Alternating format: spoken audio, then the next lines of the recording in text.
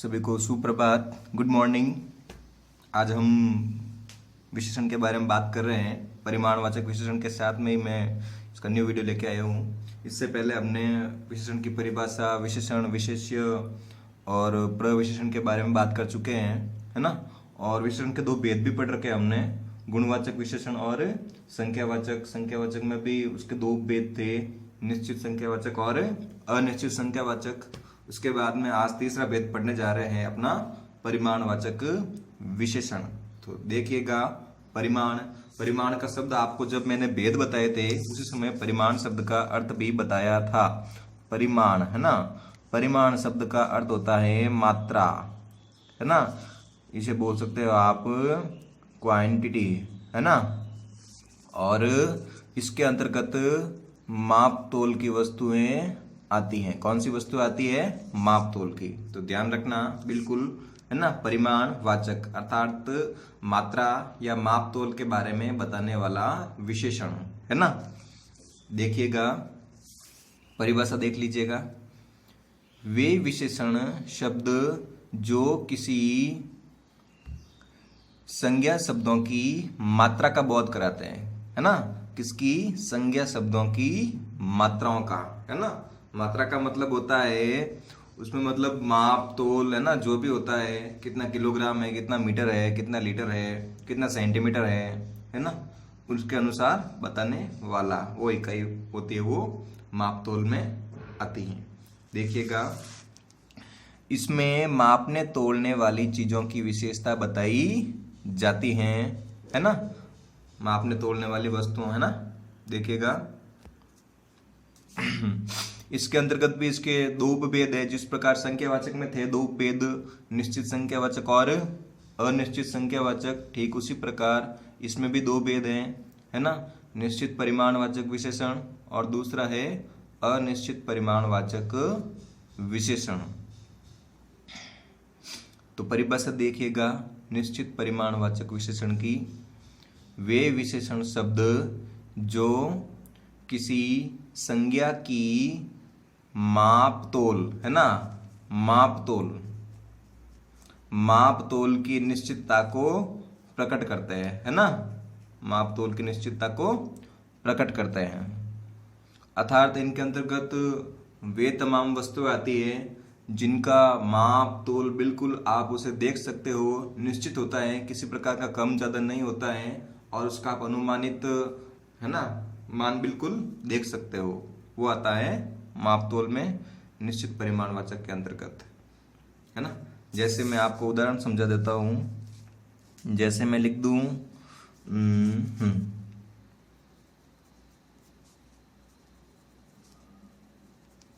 2 kilo शक्कर, है ना। शक्कर हो गया अपना संज्ञा शब्द हो गया, और किलोग्राम इकाई हो गई मापने तोलने की।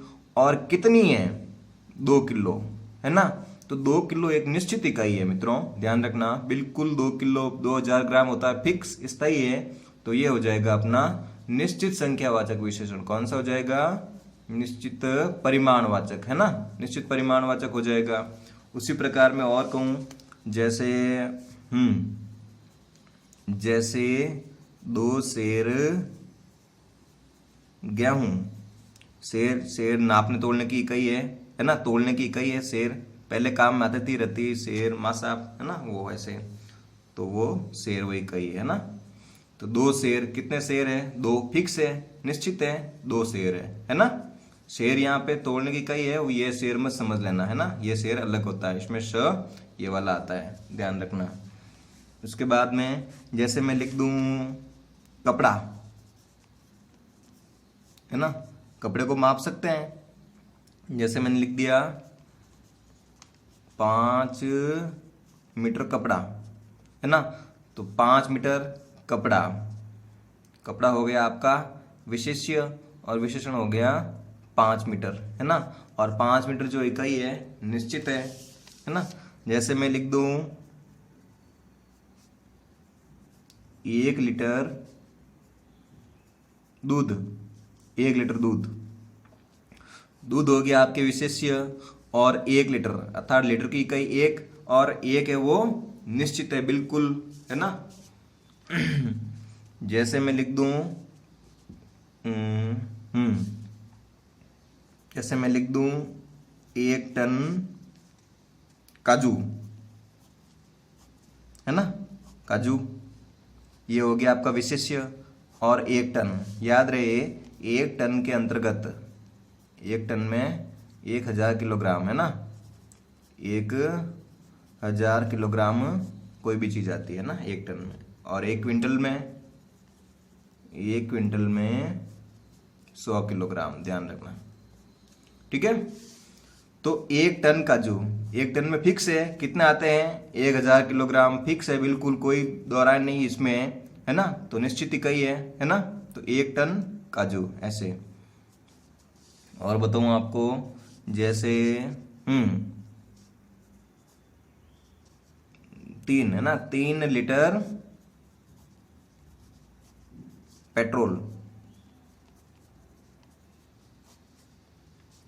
पेट्रोल विशेष्य, लीटर मापने की इकाई, और कितना है 3 है, वो फिक्स इकाई है बिल्कुल, निश्चित हो गया ये भी, है ना, ऐसे ध्यान रखना बिल्कुल। आगे देखिएगा, जैसे 5 डिग्री सेंटीग्रेड, है ना, या तापमान, 5 डिग्री सेंटीग्रेड तापमान, है ना। तो कितनी है डिग्री, कितनी डिग्री है 5 डिग्री, तो 5 डिग्री बिल्कुल मतलब निश्चित है ना, निश्चित तापमान के बारे में बता रहा है ऐसे। जैसे मैं लिख दूं 4 किलोमीटर सड़क है, विशेष्य हो गई, है ना, किलोमीटर है वो इसकी मापने की इकाई हो गई, और 4 है वो निश्चित इकाई हो गई, अर्थात निश्चित, है ना, ऐसे। बस लगभग हो गया अपना। जैसे मैं लिख दूं आधा किलो सोना, है ना, सोना है, कितना है आधा किलो, याद यूं मत कर देना कि ये अनिश्चित है, ये भी निश्चित ही है, इसके अंतर्गत आधा किलो का मतलब होता है 1000 का आधा, है ना। तो कहने का मतलब ये 500 ग्राम बिल्कुल निश्चित है, ध्यान रखना, है ना, ऐसे आधा किलो सोना। ओके, लगभग मेरे हिसाब से आपको समझ में आ गया होगा बिल्कुल। तो आगे बात करते हैं हम, देख लीजिएगा थोड़ा सा। अब अपना दूसरा नंबर भेद आता है अनिश्चित परिमाणवाचक विशेषण। बहुत ही इजी है, अच्छा है, देखिएगा। वे विशेषण शब्द जो किसी संज्ञा की माप तोल की अनिश्चितता को प्रकट करते हैं। मित्रों, आपने निश्चित परिमाणवाचक विशेषण में पढ़ा कि संज्ञा की माप तोल की निश्चितता को प्रकट करते हैं, लेकिन अनिश्चित में अनिश्चितता, अर्थात माप तोल तो होगा, संज्ञा शब्दों का बिल्कुल माप तोल होगा, लेकिन माप तोल के अंतर्गत आप निश्चित नहीं कर पाएंगे कि वह कितने किलो या कितने लीटर या कितने मीटर, कितने डिग्री सेंटीग्रेड, कितने किलोमीटर, है ना, कितने टन, कितने क्विंटल, कितना तोड़ा, उसके बारे में आप अंदाज बिल्कुल नहीं लगा सकते हो, है ना। अर्थात मापतोल होगा लेकिन वो होगा अनिश्चित, है ना, कितना कम है या कितना अधिक है उसके बारे में आप उसकी जानकारी प्राप्त नहीं कर सकते हो। तो देखिएगा, इसके अंतर्गत एक नोट लिखा हुआ है कि परिमाणवाचक विशेषण अधिकतर भाववाचक, द्रव्यवाचक व समूहवाचक संज्ञाओं के साथ ही आते हैं। बिल्कुल दिखती हुई बात है ना, भाववाचक और द्रव्यवाचक व समूहवाचक संज्ञाओं के साथ में ही आते हैं, ठीक है ना। तो थोड़ा सा और देख लीजिएगा। इसके उदाहरण बताऊं आपको, जैसे मैं लिख दूं, जैसे मैंने लिख दिया कि 2 लीटर दूध, क्या लिख दिया 2 लीटर दूध, 2 लीटर दूध है तो बिल्कुल निश्चित हो गया ये तो, है ना। कितने लीटर है 2 लीटर है, बिल्कुल निश्चित है। लेकिन यदि मैं लिख दूं कि 2 थैली दूध, निश्चित है ये, दूध तो निश्चित है, तोड़ने में आपने, लेकिन 2 थैली में पता नहीं कितना आता है, कुछ कह नहीं सकते हैं। अब जैसे कि यहाँ पे लिखा हुआ है 5 मीटर कपड़ा, बिल्कुल निश्चित है कि ये कितना है 5 मीटर, लेकिन मैं लिख दूं कि छोटा सा एक कपड़ा, कपड़ा तो एक ही है लेकिन कितना है, माप की कोई इकाई पता चल रही है क्या, माप के बारे में पता चल रहा है, नहीं, बिल्कुल पता नहीं चल रहा है। हाँ है छोटा सा लेकिन इसका माप बिल्कुल निश्चित नहीं है, अर्थात ये भी अनिश्चित के अंतर्गत आएगा। जैसे मैं लिख दूं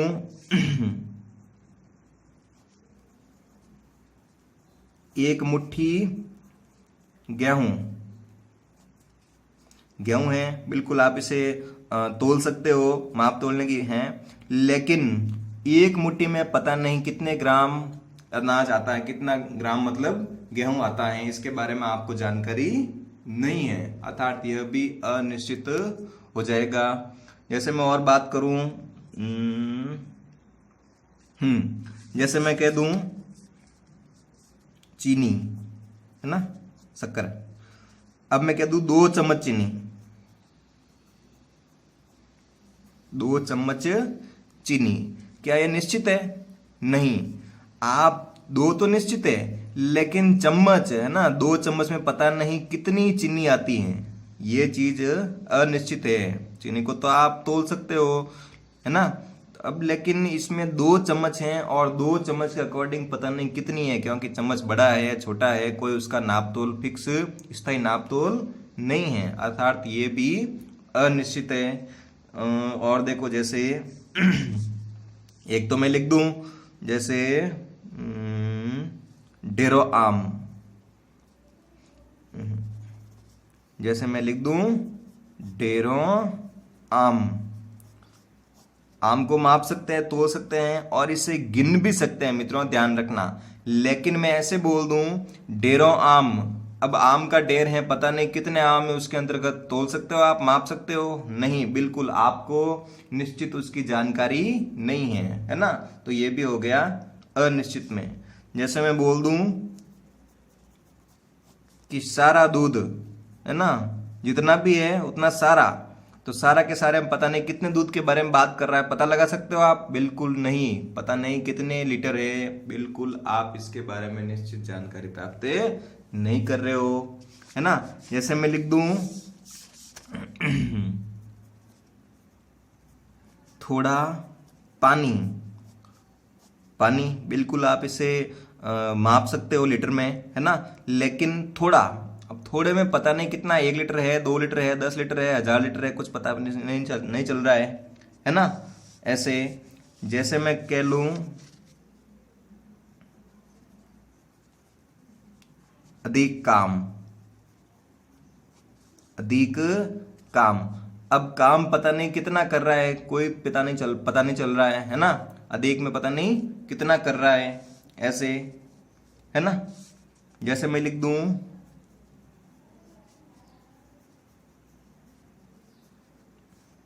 1 चम्मच मलाई, है ना, अब मलाई है लेकिन 1 चम्मच में पता नहीं कितनी आती है, आप उसके बारे में निश्चित जानकारी प्राप्त नहीं कर सकते हो, है ना। तो ऐसे जितने भी शब्द होते हैं वह अनिश्चित, है ना, बिल्कुल अनिश्चित होते हैं परिमाण में, उनके बारे में आप पता नहीं लगा सकते हो।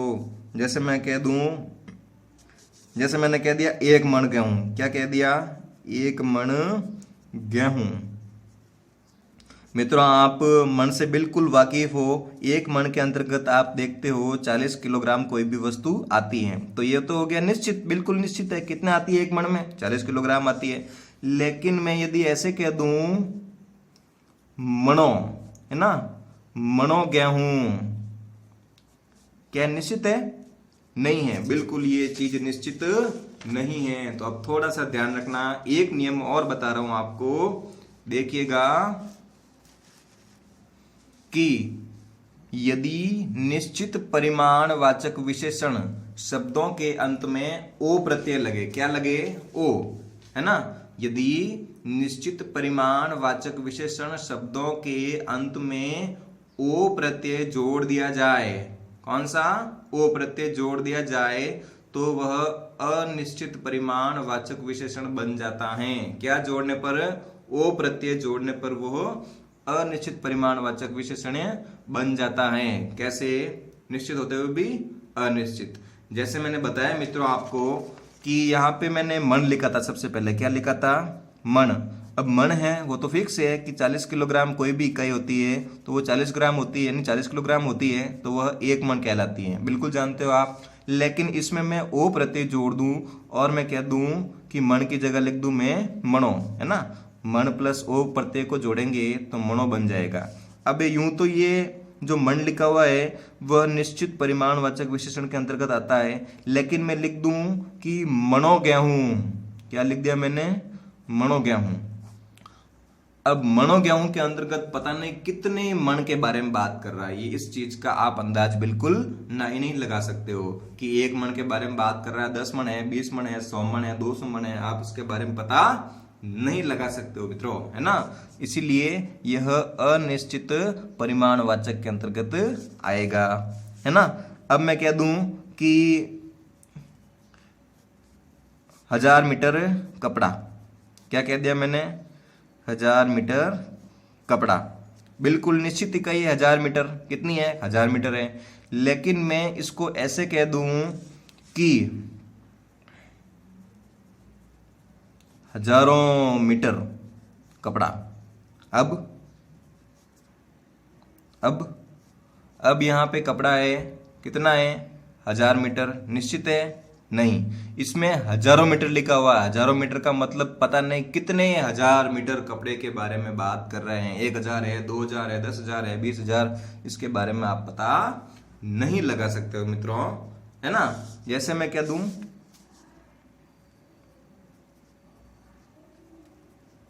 सैकड़ा लीटर तेल। सैकड़ा लीटर तेल। सैकड़ा का मतलब होता है 100, बिल्कुल दिखती हुई बात है। 100 लीटर तेल के बारे में बात कर रहा है। तेल कितना है? 100 लीटर। लेकिन मैं कह दूं कि सड़क पर सैकड़ों लीटर तेल बह गया, है ना। सैकड़ों लीटर तेल बह गया। अब क्या ये तेल की इकाई निश्चित है? नहीं, ये तेल की इकाई बिल्कुल निश्चित नहीं है। सैकड़ों लीटर के अंतर्गत पता नहीं कितने लीटर की बात वो कर रहा है, अर्थात ये इकाई बिल्कुल अनिश्चित है मित्रों। ओके, आगे देखिएगा। संकेतवाचक चौथा इसका भेद है ना। बहुत ही अच्छा भेद है, रोचक भेद है ना। संकेतवाचक या सार्वनामिक विशेषण। संकेत का मतलब संकेत करना, किसी की ओर इंगित करना। इसमें सर्वनाम शब्द होंगे, वो संज्ञा शब्दों की ओर संकेत करेंगे, ध्यान रहे, है ना। संकेतवाचक विशेषण का ही दूसरा नाम है सार्वनामिक विशेषण, है ना। देखिएगा, जैसे जो सर्वनाम शब्द, परिभाषा देखो। जो सर्वनाम शब्द, कौन सा शब्द है? सर्वनाम का शब्द संज्ञा शब्द की ओर संकेत करता है। सर्वनाम शब्द है वो किसकी ओर संकेत कर रहा है? संज्ञा शब्दों की ओर संकेत करते हैं, उन्हें संकेतवाचक विशेषण कहते हैं, है ना। एक और लाइन पढ़ लीजिएगा। इसमें सर्वनाम शब्द विशेषण की तरह प्रयुक्त होते हैं। जो प्रथम अपना शब्द आता है ना, जो पद आता है वाक्य में, वो अपना सर्वनाम का होता है, ध्यान रखना। और सर्वनाम शब्द होता है वह संज्ञा शब्दों की ओर संकेत करेगा, अर्थात इसमें जो सर्वनाम शब्द होगा वह विशेषण की तरह ही प्रयोग में लिया जाएगा वाक्य में, अर्थात इसीलिए इसे संकेतवाचक विशेषण को सार्वनामिक विशेषण भी कहते हैं, ध्यान रखना मित्रों। आ गई बात समझ में। जो सर्वनाम शब्द संज्ञा शब्दों की ओर संकेत करते हैं उन्हें संकेतवाचक विशेषण कहते हैं, और इसमें सर्वनाम शब्द विशेषण की तरह प्रयोग में लिए जाते हैं, अर्थात इसीलिए इसे सार्वनामिक विशेषण भी कहते हैं। आगे बात समझ में। आगे देखिएगा संकेतवाचक के अंतर्गत बिल्कुल इजी है ना। इसमें सर्वनाम शब्दों के तुरंत बाद संज्ञा शब्द आता है ना। परंतु यह नियम उत्तम पुरुष, मध्यम पुरुष व निजवाचक सर्वनाम शब्दों पर लागू नहीं होता है ना। एक मैं वाक्य बता रहा हूं, उसके बाद में ये नियम वापस बताऊंगा ताकि आपके समझ में आ जाए। जैसे मैं कह दूं कि यह पेन, यह पेन मेरा है। इसमें देखिएगा, इसमें जो प्रथम वाक्य में जो प्रथम शब्द आया है, प्रथम जो पद आया है वह है अपना सर्वनाम शब्द। क्या है? सर्वनाम शब्द। और जो दूसरा है, दूसरा शब्द है वो अपना संज्ञा शब्द है। क्या है? संज्ञा शब्द है ना। तो इसमें जो प्रथम शब्द है अपना सर्वनाम, वह किसकी ओर इंगित कर रहा है, किसकी ओर संकेत कर रहा है? संज्ञा शब्द की ओर। किसकी ओर? संज्ञा शब्द की ओर, पेन की ओर संकेत कर रहा है। तो यह क्या हो गया अपना सार्वनामिक विशेषण या फिर संकेतवाचक। अर्थात इसमें पेन शब्द की जो विशेषता बता रहा है वो अपना ये सर्वनाम शब्द बता रहा है। क्या बता रहा है? सर्वनाम शब्द। तो यहाँ पे यह क्या हो गया? एक विशेषण हो गया। और इसमें कौन सा विशेषण का टाइप हो गया? इसमें सार्वनामिक विशेषण हो गया। अब वापस आप नियम को देखिएगा, इसमें लिखा हुआ है, इसमें सर्वनाम शब्दों के तुरंत बाद संज्ञा शब्द आता है। यहाँ पे ये सर्वनाम शब्द हैं, यह है ना, बिल्कुल आप जानते हो, निश्चित निश्चयवाचक सर्वनाम का है ना, है। तो यह पेन, तो यहाँ पे यह है वो मतलब संज्ञा सर्वनाम शब्द है और इसके तुरंत बाद संज्ञा शब्द है। लेकिन इस वाक्य को यदि मैं ऐसे लिख दूं कि यह मेरा पेन है, क्या ये वाक्य सही है? ये वाक्य सही तो है, लेकिन इसमें विशेषण के बारे में कुछ भी ज्ञात नहीं हो रहा है, क्योंकि यहाँ पे ये सर्वनाम शब्द है, उसके तुरंत बाद में ही मतलब वाक्य में शुरुआत में सर्वनाम शब्द आना चाहिए और सर्वनाम शब्द के तुरंत बाद में अपना संज्ञा शब्द आना चाहिए, लेकिन यहाँ पे नहीं आ रहा है। अर्थात ये संकेतवाचक विशेषण को इंगित नहीं कर रहा है। आगे बात समझ में? तो देखिएगा, इसमें सर्वनाम शब्दों के तुरंत बाद संज्ञा शब्द आता है, परंतु यह नियम उत्तम पुरुष, मध्यम पुरुष है ना, जो अपना पुरुषवाचक पढ़ते हैं उसके अंतर्गत है। उत्तम पुरुष व मध्यम पुरुष सर्वनाम और निजवाचक सर्वनाम आदि शब्दों पर लागू नहीं होता है ना। उत्तम पुरुष में कौन कौन आता है? मैं, हम, तुम, मैं, हम वगैरह है ना। और मध्यम पुरुष में तुम, तुम्हारा, आपका, आपकी, आपके, जो भी होता है, तू वगैरह, तो वो आता है इसके अंतर्गत। और निजवाचक में मैं, स्वयं, आप ही, अपने आप वगैरह है ना, स्वतः, खुद, वो शब्द आते हैं। तो उन शब्दों का नियम जो होते हैं वो शब्द वो इसके अंतर्गत नहीं आते हैं। तो कौन कौन से आते हैं देख लीजिएगा, थोड़ा नॉर्मली है। निश्चयवाचक यह, वह, ये और वे। अनिश्चयवाचक के अंतर्गत कोई व्यक्ति है ना, कोई लड़का, कोई आ गया, कुछ लाभ, कुछ आ गया है ना। उसके बाद में पुरुषवाचक के अंतर्गत नहीं, सॉरी, प्रश्नवाचक है ना। प्रश्नवाचक के अंतर्गत देख लीजिएगा, जैसे कौन आदमी, बिल्कुल इसमें प्रश्न ही होगा। कौन आदमी, कौन लोग, क्या काम, क्या सहायता आदि शब्द इसके अंतर्गत आते हैं। बिल्कुल आपको उदाहरण बताऊंगा, निश्चिंत रहे आप, है ना। उसके बाद में संबंधवाचक में देखिएगा, जैसे जो पुस्तक है ना, जो सो बताए थे मैंने आपको, जिनका, उनका, जैसे वैसे है ना, जिसकी, उसकी, तो वो समस्त संबंधवाचक सर्वनाम के अंतर्गत आते हैं। तो जो पुस्तक, जो लड़का, जो वस्तु आदि इसके अंतर्गत आते हैं संकेतवाचक में जब वाक्य निर्माण होता है। तो आइए मैं कुछ आपको फटाफट वाक्य बता रहा हूँ, वाक्य के बेस पे आप, उदाहरण के बेस पे जल्दी समझ में आएगा आपके, है ना। तो सबसे पहले मैं बता रहा हूँ, जैसे वाक्य में आ गया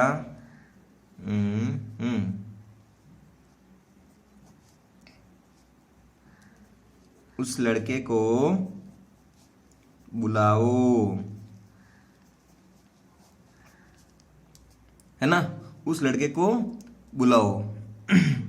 इसमें लड़का है और उसके जस्ट आगे आया है उस, अर्थात पहले है वो अपना सर्वनाम शब्द है, बिल्कुल ये है ना, और उसके जस्ट बाद में आया है लड़का। तो इसमें सर्वनाम है ना, सार्वनामिक विशेषण या संकेतवाचक विशेषण हो गया। अर्थात इसमें जो सर्वनाम शब्द है वो संज्ञा शब्द की ओर संकेत कर रहा है ना। ऐसे कैसे, और बता रहा हूं आपको, जैसे